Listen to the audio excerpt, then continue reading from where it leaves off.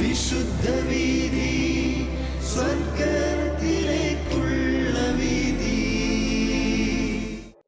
വിശുദ്ധ വീതിയുടെ മറ്റൊരു എപ്പിസോഡിലേക്ക് സ്വാഗതം.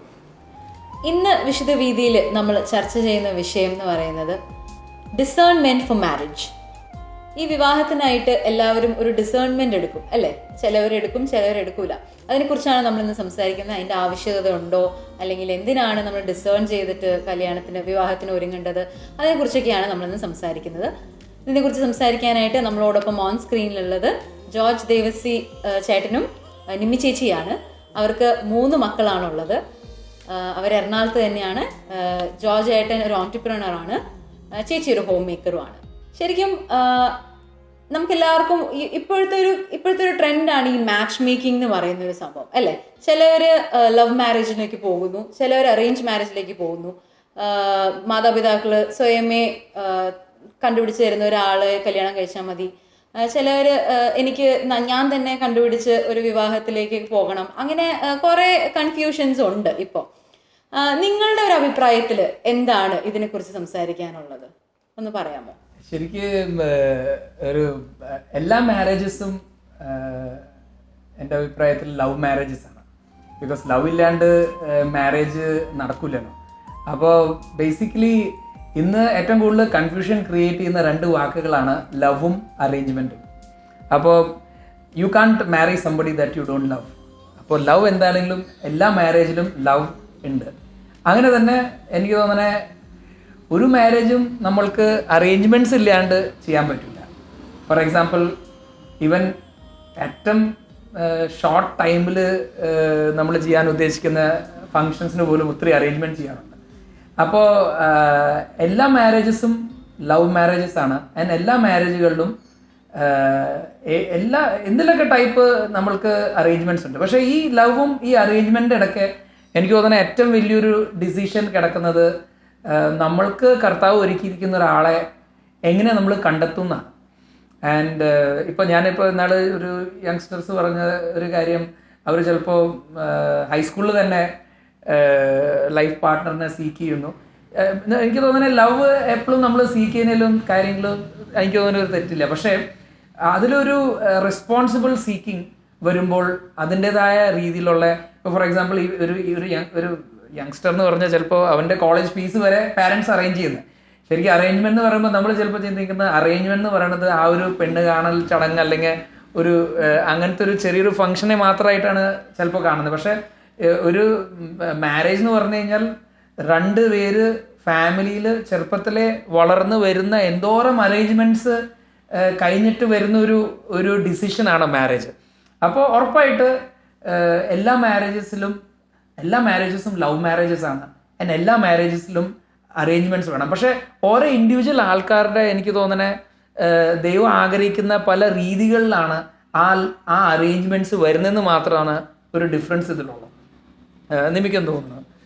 ആക്ച്വലി അത് വളരെ ട്രൂ ആണ്. ബിക്കോസ് ലൈക്ക് ചേട്ടൻ പറഞ്ഞ മാതിരി ഞാനിപ്പോൾ റീസെൻ്റ്ലി കേട്ട ഒരു കോട്ടാണ് about Saint Ignatius of Loyola. He said this that help me Lord so that I may know you more clearly, which will help me to love you more dearly, so that I may follow you more closely.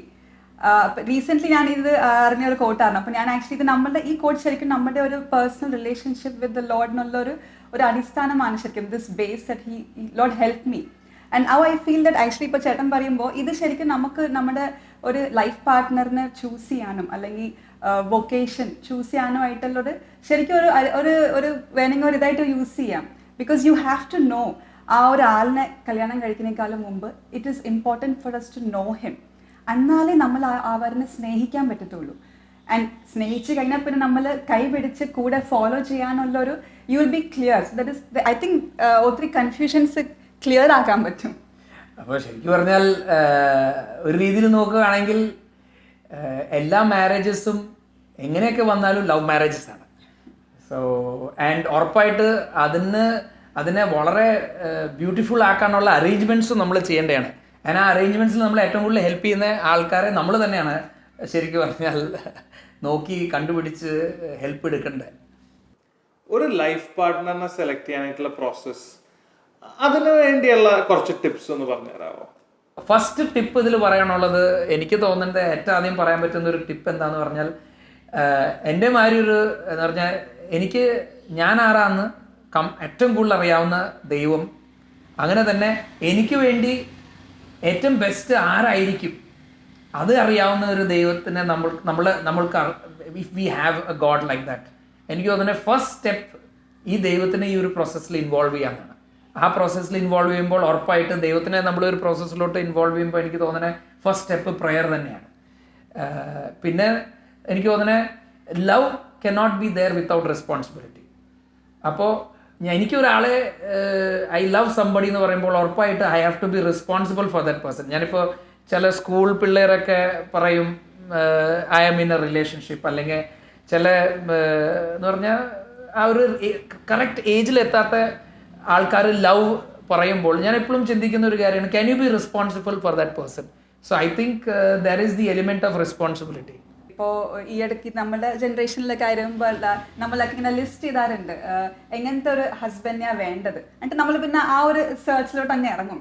At the same time ഒരു different outlook that ഞാൻ എങ്ങനെയാണ് ഒരു wife ആവേണ്ടത്, ഒരു മാരേജിൽ നമ്മൾ husband എങ്ങനെയാണ് ഈ list ചെയ്തിരുന്നു, at the same time perspective change ചെയ്തിട്ട് എങ്ങനത്തെ ഒരു വൈഫാണ് ഞാൻ ആവേണ്ടത് എന്നുള്ളൊരു ലിസ്റ്റ് എടുക്കുന്നതും നല്ലതായിരിക്കും. സോ ആ ഒരു പ്രിപ്പറേഷനൊക്കെ പറഞ്ഞത് എനിക്ക് തോന്നുന്ന ഒരു age is a very important factor. പിന്നെ ഏജിൽ ഇപ്പോൾ I would say that there is no early or late. Actually, those who wait on the Lord, Isaiah chapter 40 says that, those who wait on the Lord will renew their strength. അപ്പോൾ wait ചെയ്ത് നമ്മൾ സമയം എടുത്ത് തന്നെ ഇതിനെ design ചെയ്യണം എന്നാണ് is what I feel from my experience. ചിലപ്പോൾ ഓൾസോ എനിക്ക് തോന്നുന്നത് not too early not too late, ഒരു റൈറ്റ് മെച്യൂരിറ്റി ഫോർ എല്ലാത്തിനും ഒരു റൈറ്റ് ഏജ് ഉണ്ടല്ലോ എന്ന് പറഞ്ഞാൽ ഡ്രൈവ് ചെയ്യാനും. ഞാൻ ജസ്റ്റ് ഒരു എക്സാമ്പിൾ ചിന്തിക്കുകയാണ്. ഇപ്പോൾ ശരിക്കും പറഞ്ഞാൽ ഞാൻ ശരിക്കും ഡ്രൈവിംഗ് പഠിച്ചിട്ടില്ലെങ്കിൽ ഞാൻ എൻ്റെ വണ്ടിയിലോട്ട് ഒരാളെ കയറ്റുന്നത് അതൊരു ഡേഞ്ചറാണ്. അങ്ങനെ തന്നെ ഞാനൊരു ഫോർമുല 1 ഡ്രൈവർ ആയാൽ മാത്രമാണ് വണ്ടി ഓടിക്കലോ എന്ന് പറയുന്നതും ഡേഞ്ചറാണ്. എനിക്ക് തോന്നുന്നത് ഇതിനൊരു ഈ ഒരു ഡിസൈൻമെൻറ്റിന് നമ്മൾ കറക്റ്റ് ഒരു ഗൈഡൻസ് ദൈവത്തിനാണ് തരാൻ പറ്റുന്നത്. പിന്നെ ഉറപ്പായിട്ട് നമ്മൾ ചിലപ്പോൾ പറയും ഇൻവിസിബിൾ ആയ, ഇപ്പോൾ ദൈവം ഇൻവിസിബിൾ ആണ്, പക്ഷേ ദൈവം ഉറപ്പായിട്ട് വിസിബിൾ ആയ കുറേ ഹെൽപ്പ് നമ്മൾക്ക് ക്രിയേറ്റ്, അതിൽ ഏറ്റവും വലിയ വിസിബിൾ ഹെൽപ്പാണ് നമ്മുടെ സഭ തന്നെ. എനിക്ക് തോന്നുന്നത് എനിക്ക് നിമ്മിനെ കല്യാണത്തിന് മുമ്പ് അറിയാം, ഉറപ്പായിട്ട് വി ലൈക്ക് ഈച്ച് അതർ. പക്ഷെ ആ ഒരു തീരുമാനം ശരിയാണോ ഇല്ലേ അതിനു വേണ്ടി ഞങ്ങൾക്ക് ഒത്തിരി ഹെൽപ്പ് ഉണ്ടായി. മിനിസ്ട്രിയിലെ എൽഡേഴ്സ്, അച്ഛന്മാര്, പിന്നെ ഉറപ്പായിട്ട് പാരൻസ്. എനിക്ക് ചിലപ്പോൾ ചില യങ്സ്റ്റേഴ്സ് പറയുമ്പോൾ വിഷമം തോന്നാറുണ്ട്. ശരിക്കും നമ്മൾ ജനിച്ചപ്പോൾ തൊട്ട് അല്ലെങ്കിൽ ഒരു ഈവൻ ബിഫോർ ദാറ്റ് 9 months നമ്മളുടെ എല്ലാ തീരുമാനങ്ങളും നമ്മളെക്കുറിച്ച് എടുക്കുന്ന നമ്മുടെ പാരൻസ്. ഏത് സ്കൂളിൽ പോകണം, എന്താ കഴിക്കേണ്ടത്, എല്ലാ കാര്യങ്ങളും തീരുമാനിക്കുന്ന പാരൻസിനെ ചിലപ്പോൾ ഒക്കെ നമ്മളെ ലൈഫിൻ്റെ ഏറ്റവും വലിയ ഡിസിഷൻ മാരേജിലോട്ട് ഇൻവോൾവ് ചെയ്യാറില്ല.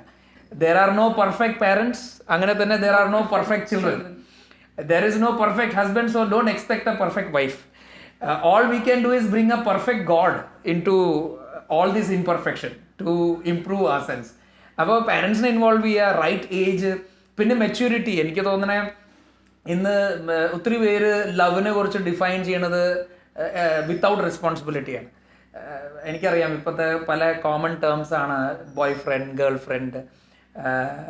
എൻ്റെ ഒരു അഭിപ്രായത്തിൽ നമ്മൾ വളരെ ഇമ്മച്യൂർ ആയിട്ട് കുറേ റിലേഷൻഷിപ്പ് എക്സ്പെരിമെൻ്റ് ചെയ്തുകൊണ്ടിരിക്കുകയാണെങ്കിൽ അതിലൊരു വലിയ ഡേഞ്ചർ എന്താണെന്ന് പറഞ്ഞു കഴിഞ്ഞാൽ ചിലപ്പോൾ നമ്മളെ കറക്റ്റ് മെച്യൂരിറ്റി വരുമ്പോൾ ഒരു കൺഫ്യൂഷനിലോട്ട് പോകാൻ സാധ്യതയുണ്ട്.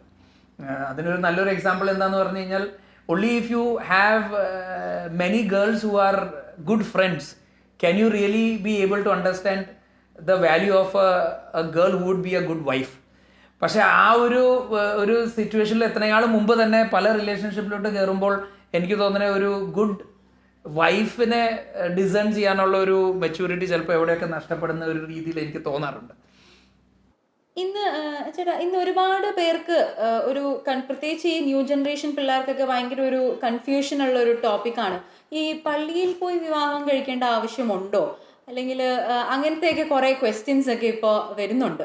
നിങ്ങളുടെ ഒരു അഭിപ്രായത്തിൽ നിങ്ങൾക്ക് എന്താണ് അതിനെക്കുറിച്ച് സംസാരിക്കാനുള്ളതെന്ന് പറയാമോ? എനിക്ക് തോന്നണേ marriage is A sacrament. Marriage നമ്മൾ ശരിക്കും വളരെ സിമ്പിളായിട്ട് ചിന്തിക്കുകയാണെങ്കിൽ വളരെ കോംപ്ലിക്കേറ്റഡ് ആയ ഒരു കാര്യമാണ് മാരേജ്. ഇത്തിരി യങ്സ്റ്റേഴ്സ് ചിലപ്പോൾ പറയാറുണ്ട്, എന്തിനാണ് ഒരു ആൾത്താരുടെ മുമ്പിൽ നിന്ന് കല്യാണം കഴിക്കേണ്ട വല്ല ആവശ്യമുണ്ടോ, എല്ലാവരെ ഇതിൽ ഇങ്ങനെ വലിയൊരു ഫംഗ്ഷൻ ആക്കേണ്ട ആവശ്യമുണ്ടോ, അല്ലെങ്കിൽ ഫംഗ്ഷൻ്റെ സൈസിനോട് ഞാൻ പറഞ്ഞ ഒരു ഒരു ഒരു ചർച്ചിൽ പോയി കല്യാണം കഴിക്കേണ്ട ആവശ്യമുണ്ടോ. എനിക്ക് തോന്നുന്നത് if you really love somebody you like to tell everybody. Number 1 tell God. And ആ ആൾത്താരയിൽ നമ്മൾ ശരിക്കും മുമ്പിൽ നിന്നിട്ട് നമ്മൾ കർത്താവിനോട് പറയണം, yes I love this person. The first person you tell is God. And you tell God I want your approval for this.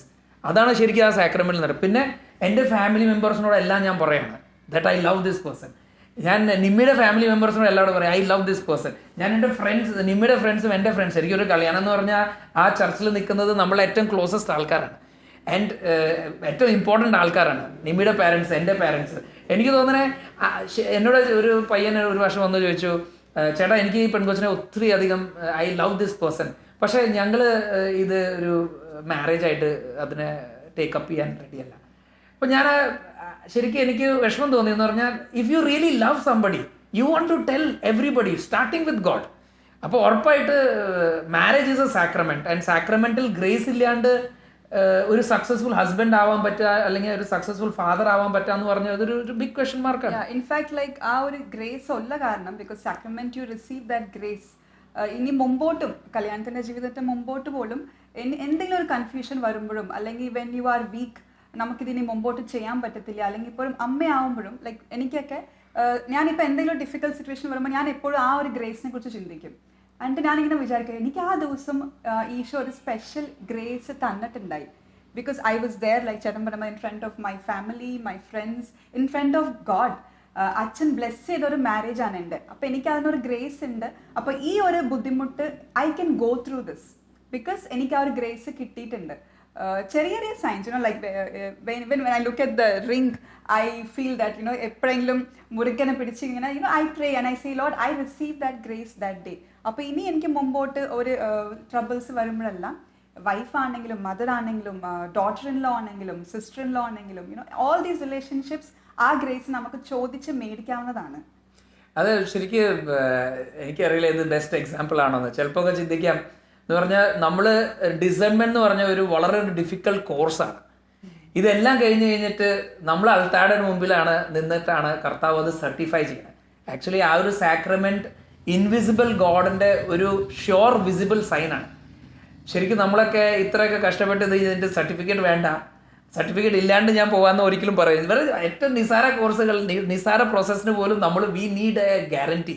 എനിക്ക് തോന്നുന്നത് നമ്മൾ ശരിക്കും ആ ഒരു സാക്രമെന്റ് ഓഫ് മാറ്റർ, ആ ഒരു കൂദാശയിൽ നമ്മൾ അവിടെ നിൽക്കുമ്പോൾ, കല്യാണം കഴിക്കുമ്പോൾ, നമ്മൾ കർത്താവിൻ്റെ മുമ്പിലും നമുക്ക് അച്ഛൻ്റെ ബ്ലെസ്സിങ് കിട്ടുമ്പോൾ ശരിക്ക് നമ്മൾക്കത് ഒരു ലൈഫ് ലോങ് അഷ്യൂറൻസ് ആണ്.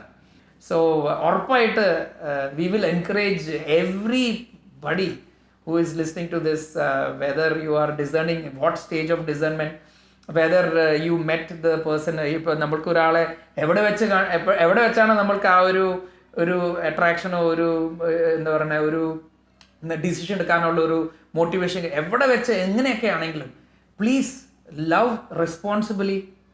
Love comes with responsibility. If somebody really loves you and if somebody is coming and tell you I love you, he is also telling that I will be responsible for you.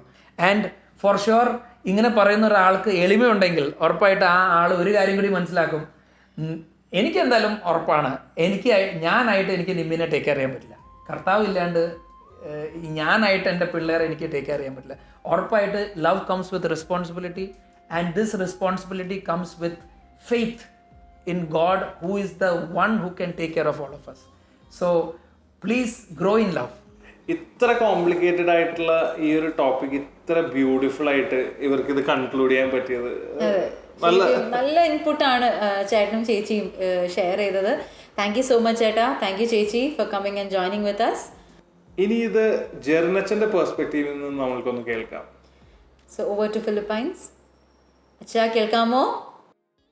ഈശ്വംശികായ്ക്ക് സ്തുതിയായിരിക്കട്ടെ. വിവാഹമാണ് ജീവിതവിളിയെന്ന് തിരിച്ചറിഞ്ഞ ഒരാൾക്ക് എങ്ങനെയാണ് ഇന്ന ആളാണ് എൻ്റെ ജീവിത പങ്കാളി എങ്ങനെ മനസ്സിലാക്കാം, ഈ വ്യക്തിയാണ് എൻ്റെ ഭർത്താവ് അല്ലെങ്കിൽ ഈ വ്യക്തിയാണ് എൻ്റെ ഭാര്യയാകാൻ പോകുന്ന ആൾ എങ്ങനെയാണെന്ന് കൃത്യമായിട്ട് അങ്ങനെ മനസ്സിലാക്കാം. അതിൽ ഏറ്റവും പ്രധാനപ്പെട്ട കാര്യം ഞാൻ വർഷങ്ങൾക്ക് മുമ്പ് കേട്ട ഒരു ടീച്ചറിൻ്റെ വായിൽ നിന്ന് കിടച്ചൊരു അനുഭവമാണ്. ഞാൻ അത് പറഞ്ഞു തുടങ്ങാമെന്ന് വിചാരിക്കുന്നു.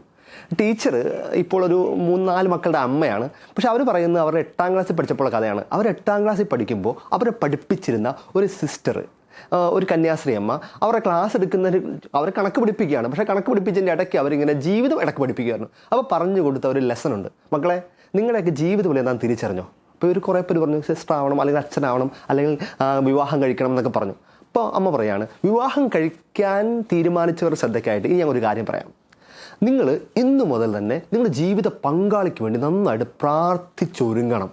നിങ്ങൾക്കറിയില്ല, ഇപ്പോൾ നിങ്ങൾ 8ാം ക്ലാസ്സിൽ, ചിലപ്പോൾ നിങ്ങൾ ജീവിത പങ്കാളിയോ 9ാം ക്ലാസ്സിലോ 10ാം ക്ലാസ്സിലോ +2 പഠിക്കുമായിരിക്കും.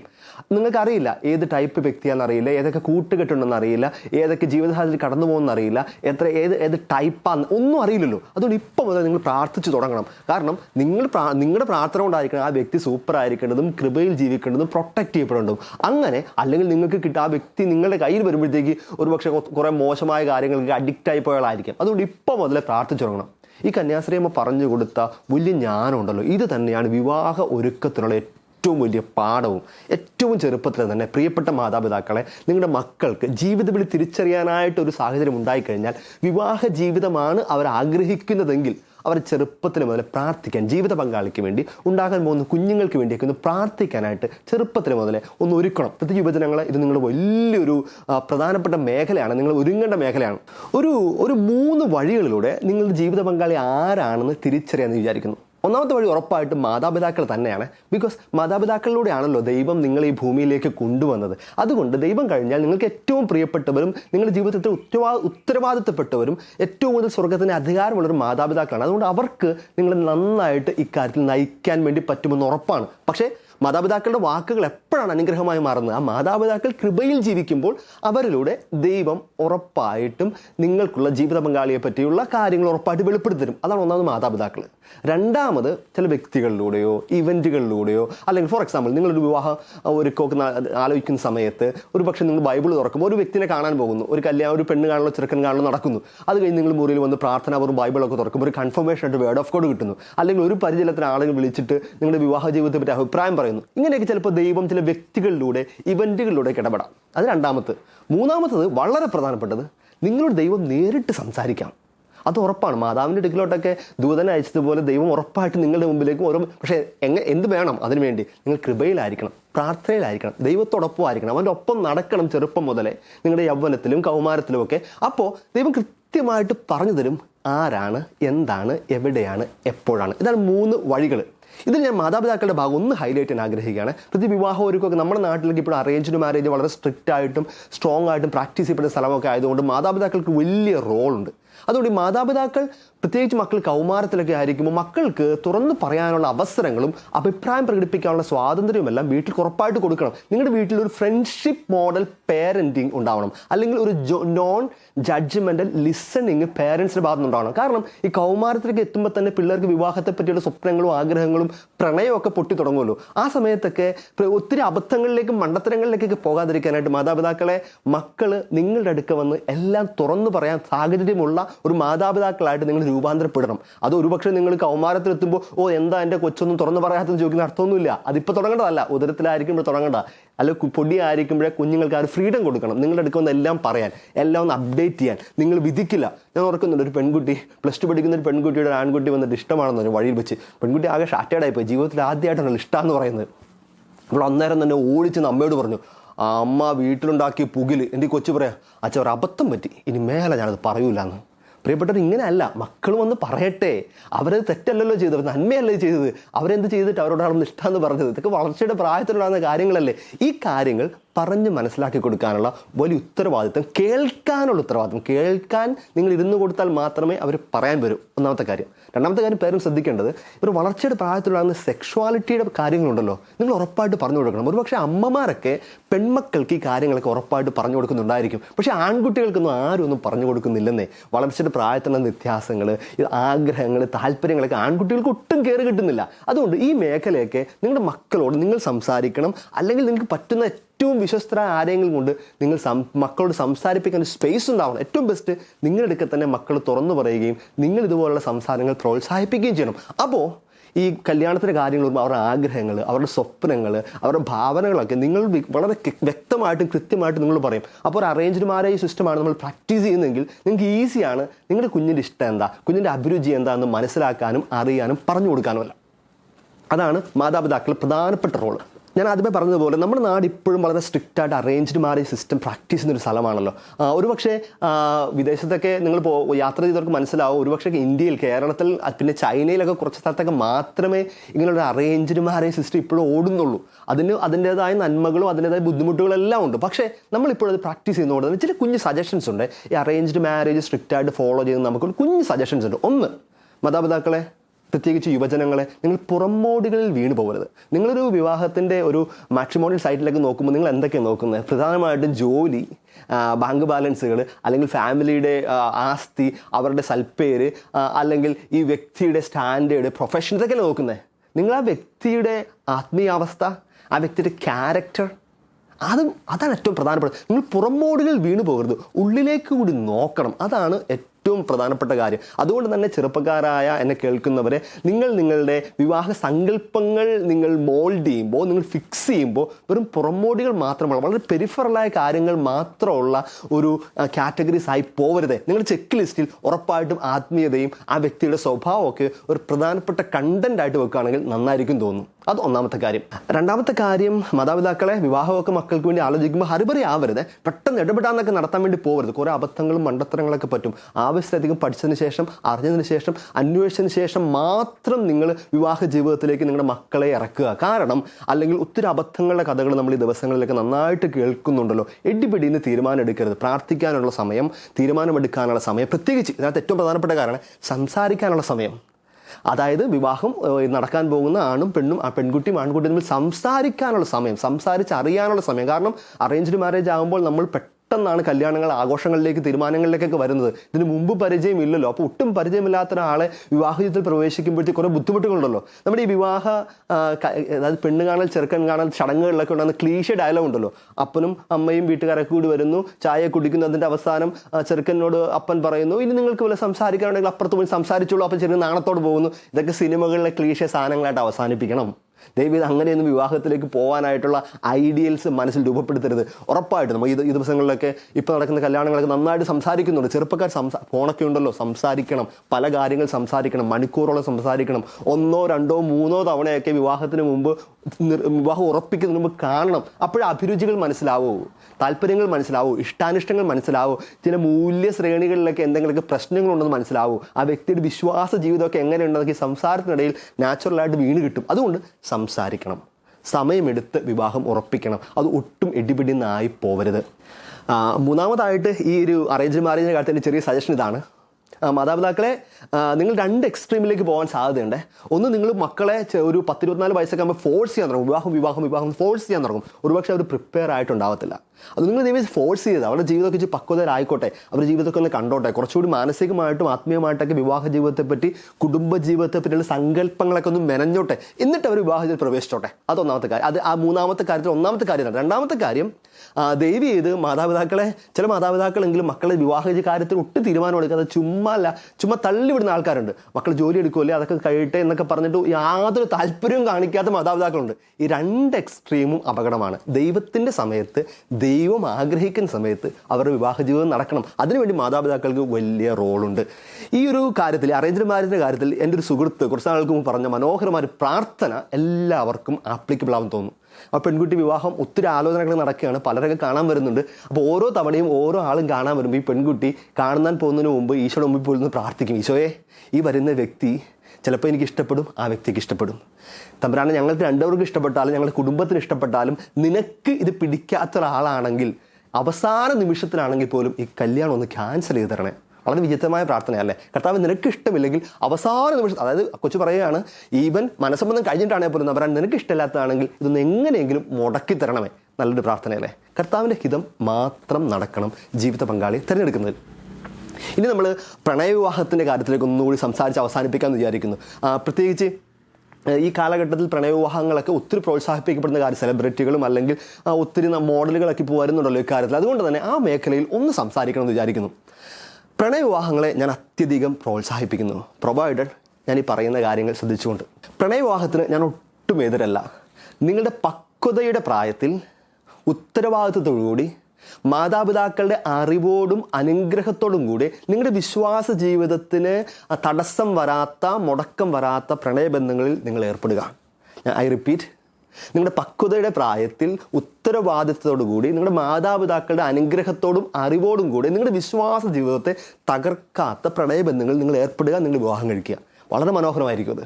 ഞാൻ അതിനകത്തൊരു 4 കാര്യമുണ്ട് ഞാൻ പറഞ്ഞതല്ലേ, അതൊന്ന് എക്സ്പ്ലെയിൻ ചെയ്തിട്ട് അവസാനിപ്പിക്കാം. ഒന്ന്, നിങ്ങളുടെ പക്വതയുടെ പ്രായത്തിൽ. ഏതാ പക്വതയുടെ പ്രായം എന്ന് പറയുന്നത്? ഒരിക്കലും പ്രണയിക്കുന്ന പ്രായം നിങ്ങൾ പഠിക്കുന്ന പ്രായമോ നിങ്ങളുടെ സ്കൂളിംഗ് ടൈമോ ഒന്നും അല്ല. അത് നിങ്ങളുടെ ജോലിയിലൊക്കെ പ്രവേശിക്കുന്നൊരു സമയത്ത് നിങ്ങൾ ശരീരവും മനസ്സും ഒക്കെ ഒരുങ്ങി, ആത്മീയമായിട്ട് ഒരുങ്ങി എന്നൊരു സമയമുണ്ട്. അതാണ് പക്വതയുടെ സമയം. സ്കൂൾ സമയത്ത് പ്രണയിച്ച് നടക്കുന്നവർക്ക് സ്കൂളും നഷ്ടപ്പെടും, പ്രണയവും നഷ്ടപ്പെടും. നിങ്ങളുടെ യൗവനത്തിന് സന്തോഷങ്ങളും നഷ്ടപ്പെടും. നിങ്ങൾ ചുറ്റുപാടുകളുള്ളത് പലതും കാണാതെ ഈ ഒരു കാര്യത്തിൽ മാത്രം കോൺസെൻട്രേറ്റ് ചെയ്ത് അതിൻ്റെ സന്തോഷങ്ങളും ദുഃഖങ്ങളും പരാതികളും ഒക്കെ അനുഭവിച്ച് പഠനവും പൊളിഞ്ഞു പോകും, നിങ്ങളുടെ ഭാവിയും പൊളിഞ്ഞു പോകും, നിങ്ങളുടെ പ്രണയവും പൊളിഞ്ഞു പോകും. അതാണ് ആ ഭാഗം, പക്വതയുടെ പ്രായം. രണ്ടാമത്തെ കാര്യം, ഉത്തരവാദിത്തോടു കൂടി. എനിക്ക് മുമ്പേ വന്ന കപ്പിൾസ് അത് വ്യക്തമായിട്ട് പറഞ്ഞു, ഉത്തരവാദിത്വത്തോട് പ്രണയിക്കണം. റെസ്പോൺസിബിൾ ലവ് ആണ്. നിങ്ങൾ ഫോൾ ഇൻ ലവ് അല്ല, you are rice in love. നിങ്ങളൊരു വ്യക്തിയെ സ്നേഹിക്കുന്ന എന്തിനു വേണ്ടി? ആ വ്യക്തിയെ സ്വന്തമാക്കാനും ആ വ്യക്തിയെ ജീവിത അവസാനം വരെ കൊണ്ടു നടക്കാനും വേണ്ടിയാണ്. മോശമായ ഒരു ഇൻറ്റൻഷനോടും കൂടെ ആരെയും പ്രണയിക്കരുത്.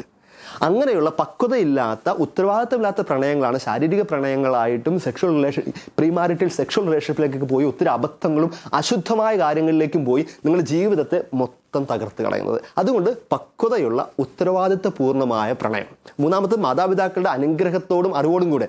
പ്രിയപ്പെട്ടവരെ, നിങ്ങൾക്ക് ഒരു ചെറുപ്പക്കാരെ, നിങ്ങൾക്ക് ഒരു പ്രണയമുണ്ടെങ്കിൽ അത് മിക്കവാറും നിങ്ങളുടെ മാതാപിതാക്കളായിരിക്കില്ല അവസാനം അറിയുന്നത്. എന്തൊരു ദുരന്തമല്ലേ അത്? ശരിക്കും മാതാപിതാക്കളല്ല ആദ്യം അറിയേണ്ടത്. നിങ്ങൾക്കൊരാളുടെ ഇഷ്ടം തോന്നിയാൽ, അല്ലെങ്കിൽ നിങ്ങളുടെ ഒരാളുടെ ഇഷ്ടം പ്രകടിപ്പിച്ചു കഴിഞ്ഞാൽ നിങ്ങൾക്ക് നിങ്ങളുടെ മാതാപിതാക്കളോട് പറയാനുള്ള ക്രെഡിബിലിറ്റി ഉണ്ടോ? മാതാപിതാക്കൾ അതിനുള്ള സ്പേസ് ഒരുക്കുകയും കൂടി വേണം കേട്ടോ. പലപ്പോഴും നമ്മളിതൊക്കെ മാതാപിതാക്കളിൽ നിന്ന് മറച്ചു വെക്കുന്നതുകൊണ്ടാണ്, എന്തോ മോശമായത് എന്ന് ചിന്തിക്കുന്നതുകൊണ്ട് തന്നെയല്ലേ. അതുകൊണ്ട് പ്രിയപ്പെട്ടവരെ, മാതാപിതാക്കളുടെ അറിവും അനുഗ്രഹവും അവരോട് നിങ്ങൾ ഡിസ്കസ് ചെയ്യേ. ഈ ഒരു വ്യക്തി, നിങ്ങളുടെ കുടുംബങ്ങൾ തമ്മിൽ സംസാരിക്കുക, എന്നിട്ട് നിങ്ങൾ ഈ പ്രണയവും നിങ്ങളുടെ വിവാഹത്തിലേക്ക് എത്തിക്കുക. അപ്പോൾ ലവ് അറേഞ്ച് മാരേജ് ആവും.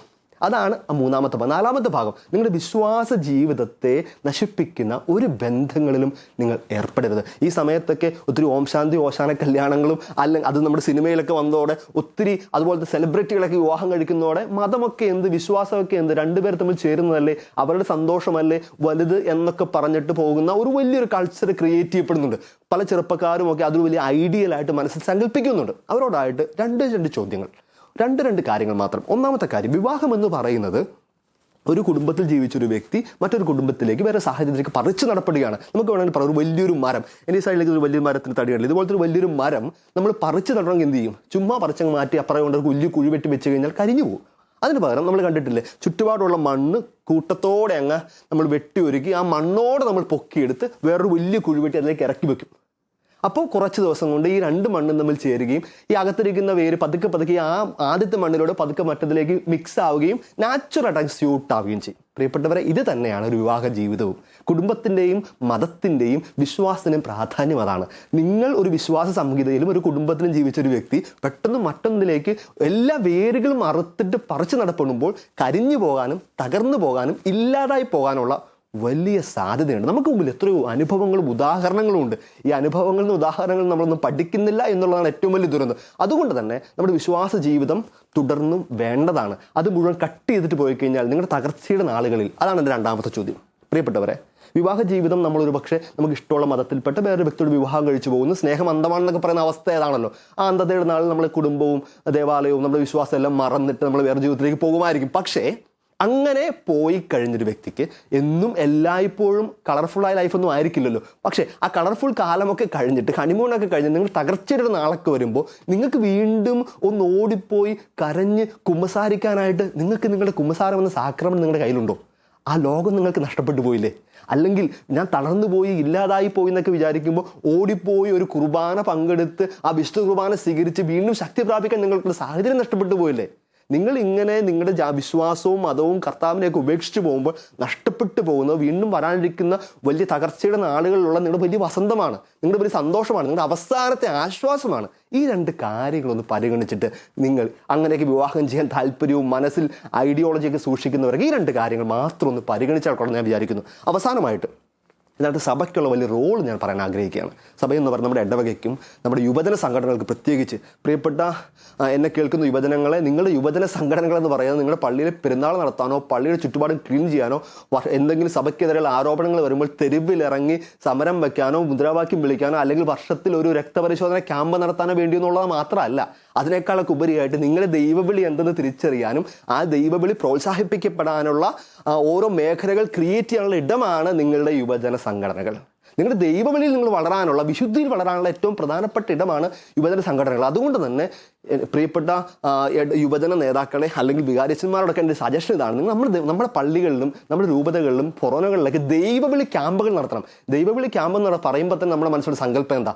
അച്ഛനാവാൻ കന്യാസ്ത്രീയാവാനുള്ള ക്യാമ്പ് അല്ല, അതല്ല ദൈവവിളി ക്യാമ്പ്. ദൈവവിളി തിരിച്ചറിയാനും ആ തിരിച്ചറിയുന്ന ദൈവവിളി വളർത്താനുള്ള ക്യാമ്പുകൾ, അതുപോലുള്ള സംസാരങ്ങൾ, പങ്കുവെക്കലുകൾ, സ്ഥലങ്ങളൊക്കെ നമ്മുടെ ഇടവകയിൽ ഉണ്ടാവട്ടെ. അങ്ങനെ ആകുമ്പോൾ നമ്മുടെ യുവജനങ്ങൾക്ക് അവരുടെ ജീവിത പങ്കാളിയെ കണ്ടെടുക്കാൻ, കൃത്യമായി തിരഞ്ഞെടുക്കാൻ, ഈശോ ആഗ്രഹിക്കുന്ന തിരഞ്ഞെടുക്കാനുള്ള വലിയൊരു ഫോർമേഷൻ കിട്ടും. ഈ ഒരു കൃപയ്ക്ക് വേണ്ടി നമുക്കൊന്ന് ചേർന്ന് ഈ നിമിഷം ഒന്ന് പ്രാർത്ഥിക്കാം.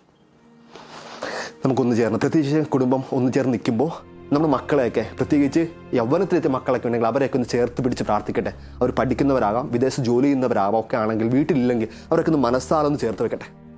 കർത്താവായ ഈശോയെ, നീ നൽകിയ മക്കളെ ഓർത്ത് നന്ദി പറഞ്ഞ് പ്രാർത്ഥിക്കുന്നു.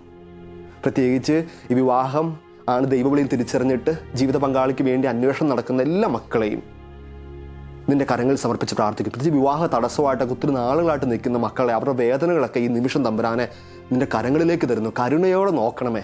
ഞങ്ങളുടെ യുവജനങ്ങളിലെ തമ്പുരാനെ, സഭയുടെ സ്വപ്നമായ, ലോകത്തിൻ്റെ ശക്തിയായ, നീ നൽകിയ ദാനമായ ഈ യുവജനങ്ങളെ, അവരുടെ ദൈവവിളിയെ തമ്പുരാനെ കരുണയോടെ നോക്കണമേ. നീ ആഗ്രഹിക്കുന്ന വ്യക്തിയെ മാത്രം സ്വന്തമാക്കാനുള്ള ആ ഒരു ഹൃദയദാഹം കൊടുക്കണമേ. നിന്റെ ആഗ്രഹം മാത്രം പൂർത്തീകരിക്കാനുള്ള കൃപ അവർക്ക് കൊടുക്കണമേ. തമ്പുരാനെ, നിന്റെ നാമത്തിൽ ജീവിത പങ്കാളിയെ കണ്ടെത്തി, നിന്റെ നാമത്തിൽ ആ വിവാഹം ആശീർവദിക്കപ്പെട്ട്, നിന്റെ നാമത്തിൽ കുടുംബം വളർത്താനുള്ള വലിയ കൃപ ഞങ്ങൾക്ക് കൊടുക്കണമേ. അമ്മേ മാതാവേ, വിശുദ്ധ ഔസേപ്പിതാവേ, നിങ്ങൾ രണ്ടുപേരും ഞങ്ങളുടെ യുവജനങ്ങൾക്ക് വേണ്ടി ശക്തമായിട്ട് മാധ്യസ്ഥം വഹിക്കണമേ. നമ്മുടെ കർത്താവ് ഈശോ മിശിഹായുടെ കൃപയും പിതാവായ ദൈവത്തിൻ്റെ സ്നേഹവും പരിശുദ്ധാത്മാവിൻ്റെ സഹവാസവും പരിശുദ്ധ അമ്മയുടെയും സ്വർഗം മുഴുവൻ്റെയും മാധ്യസ്ഥ സംരക്ഷണം ഉണ്ടാവട്ടെ, ഇപ്പോഴും എപ്പോഴും എന്നേക്കും. ആമേൻ. ഈശോ മിശിഹായ്ക്ക് സ്തുതിയായിരിക്കട്ടെ. വിശുദ്ധ വീതിയുടെ മറ്റൊരു എപ്പിസോഡിനായി നമ്മൾക്ക് കാത്തിരിക്കാം. Until then, good bye.